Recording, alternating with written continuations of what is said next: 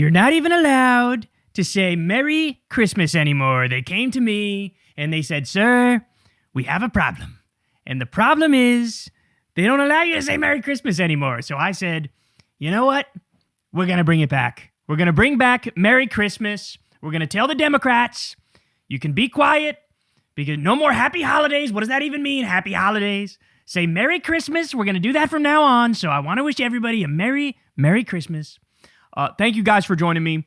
I tried, man. I tried. You can see the backdrop is red. I tried to wear, this is like a purplish jacket, try to get like kind of close to red, and I got the green tie, trying to look all festive and shit. I don't have one of those little Santa hats, or else I'd wear it. I know one of the kids has it, but I don't know where they put it. So anyway, we're here, man. We're here. I still got a full show for you on Christmas Day. Hope you guys are out there having some awesome family time, getting some good presents and whatnot, getting some time off of work. But I do have a lot of stuff to get to. So I have an amazing Christmas present for you on Christmas. Namely, MAGA is absolutely crumbling. They are crumbling to dust, and I have the evidence to prove it. So we're going to talk about that in just a second. I'll also get into Trump's criminal billionaire sugar daddies who were just exposed. I'm talking about the ones who are funding the Epstein Memorial Ballroom. There's a lot to say about that. We have a whole list on that front. Then we'll get to later on Erica Kirk. She cannot stop humiliating herself. She cannot stop making people suspicious. The way that she's acted since Charlie Kirk was killed is just absolutely disturbing stuff. And then also later on, we have a video that is incredibly disturbing, and I will ask the question, is Narco Rubio coked to the gills like a frat boy? That is the question, and you will have to answer that question. And then also, Hunter Biden finally snaps on Jared Kushner's corruption. So, great stuff. Again, that's from that Sean Ryan podcast. I sort of teased that a little bit yesterday. But you guys know the deal, man. Everybody do me a huge favor and subscribe to the channel. That helps out big time and costs you nothing at all. You can also click that bell icon for me. If you're gonna do a Christmas present for your boy, click that bell icon so you get a notification every single time we drop a video, because I don't trust that YouTube algorithm. I know they don't love politics. I know they could snuff us out or put us on a worse tier for the algorithm. So hook a brother up with that, and you'll get all the videos delivered right to you as soon as they drop. You can also support the show on Patreon, $2 a month, $5 a month. All that goes a very long way. Remember, this is real independent media. It's real. I've never had a conversation with an advertiser, never done an ad read. I've never talked to a billionaire or a PAC or anything like that, and I never will. I want to stay true to our founding principles, and we're going to do that. You can also support Crystal, Kyle, and Friends on Substack, and go subscribe to Corin's World so you can see the live Kyle and Corin podcast every Monday night. And I will say that would also be an awesome Christmas present for Corin if you go ahead and subscribe to him today. So, all right, without any further ado, y'all, let's go ahead and jump right in ski. So, let's start with this one. This came out on December 17th, but Trump's economic approval hit a brand new low of 36%. He's underwater on literally every single topic now. Now, normally Republicans are okay when it comes to immigration, for example. Like, he's always been above water on immigration and stuff like that. Even on the economy, usually Republicans fare better than Democrats do, according to the numbers in the polling. Now, not anymore. He's underwater on immigration. He's underwater on the economy.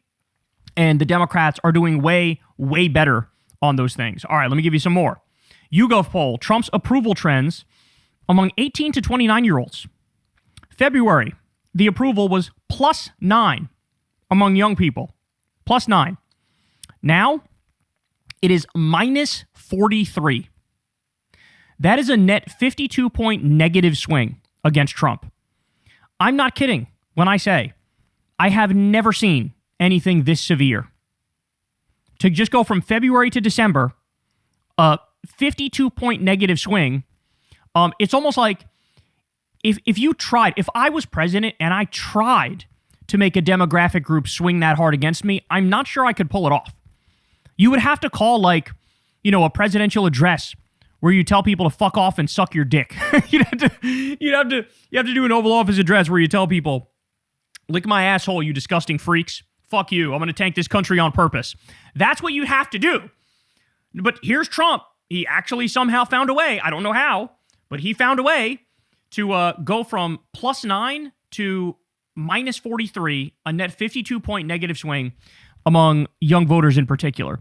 So any of the gains that were made with young voters are just absolutely positively gone. Well, let's take a look at Hispanics now. In February, Trump was -2 with Hispanics, so 49% approval, 51% disapproval. Basically, I mean, look, it's within the margin of error. You could say it was even Stevens on that, right? You're not over water, not underwater. Well, guess what? December, now he's -42. That is a 40-point negative swing. His disapproval among Hispanics is 71%. 71, y'all. 71. So that's another one where he picked up with Hispanics in the last election, and Republicans thought, this is going to be permanent. Let's do some gerrymandering along these racial lines now. Well, turns out, not only was it not permanent, you've now not only reverted to the mean, I think it may have even gotten worse than the mean. That's how much you blew it. That's how much you pissed everybody off. And stop and think about it, man. With young people in particular, what do we just learn? They're going to start garnishing wages to pay back student loans. We just learned that. Well, that's going to make young people swing against even more. Why? They have fucking massive amounts of student loans. Hispanics, I mean, you are deporting countless innocent people who've been here since they were kids, people who are not criminals. And like you've deported so many of them, the Supreme Court basically legalized racial discrimination when it comes to immigration enforcement. You are impacting not only like a bunch of Hispanics, but also like how many degrees removed do you have to go for somebody to know somebody, a family member or a friend who was deported, whose life was ruined, right? And so like, yes, all this, and that's to say nothing about just the unemployment rate is going up. Inflation is going up. That as well will turn young people and Hispanics against you massively. But then we have this poll. A new Gallup poll finds that only 35% of Americans believe Donald Trump puts the country's interests ahead of his own political interests. That is crazy. That is crazy. Only 30% of Americans view Trump as honest and trustworthy. My initial reaction to that is, what the hell is that 30% smoking? I genuinely don't understand how anybody in this country could think he's honest and trustworthy at this late date. But having said that, yes, that means that like 70% of the country knows the truth. So that's worth a lot. So let's go through these ones. Is Trump a strong and decisive leader? Only 48% say he's strong and decisive. That's not even a majority for that one. Can bring about the change this country needs. That drops to 40%. Can manage the government effectively. That drops to 39%. Keeps his promises. That drops to 37%. Puts the country's interests ahead of his own political interests. 35%. Cares about the needs of people like you. That is at 34%. I do not know how that's possible and how, like, this can continue, right? Like, when 34% of the country says, oh, yeah, he cares about me. Like, that's like the number one criteria for even being president is like, do you give a shit about the American people?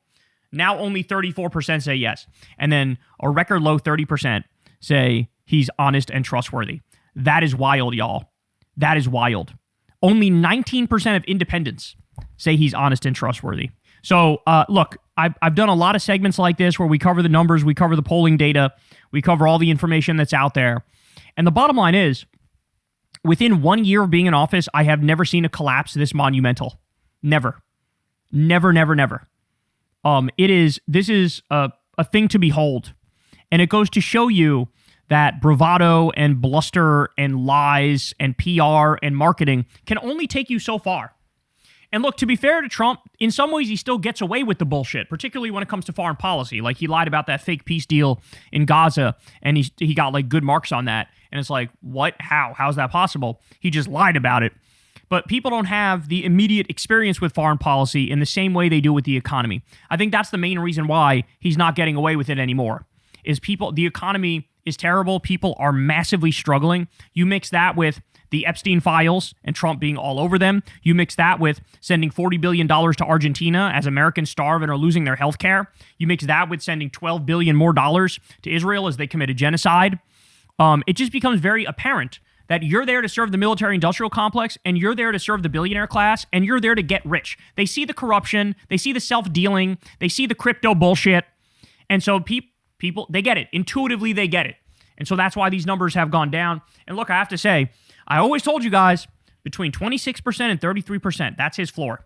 That's his floor. He's got a cult. Some percentage will never leave him. But the fact that we're already at 35%, 36%, and it's not even a year, oh boy, it's amazing. It is amazing. I've never seen anything like it, and I think deep down he knows he's mega cooked, and he's trying to come to terms with that, and he's desperately trying to get out of that, and it ain't working. So, Merry Christmas, y'all. Merry Christmas. The guy in the White House knows everybody despises him. In fact, there was one story that was interesting where he talked about putting his name on the Trump Kennedy Center, or was it? It may have been talking about that arch he was going to build, or even it might have even been the ballroom. It was one of those things, and somebody said to him like, "Why are you doing that?" And he reportedly responded like, "Well, I'm going to build a monument to myself because nobody else is going to." Man, that is brutal, and that is incredibly telling. In other words, he knows he's a piece of shit. He knows everybody sees through him. He knows he's a con man. He knows everybody's on to him. And so that's why he's trying to force his name onto the Kennedy Center. That's why he's trying to build the Arc de Trump or whatever the fuck they want to call it. That's why he wants to build the Epstein Memorial Ballroom and probably put his name on that too. Because he knows, like, my legacy is going to be trash, so I'm trying to force my legacy down everybody's throat. And because that's the only way I think it's going to get done. Well, there will be a backlash to that too. Just wait and see. Hey, y'all, do me a favor and like and subscribe. It helps out big time in the algorithm. Click the bell as well for notifications when videos drop. And watch that video on screen right now. You know you want to.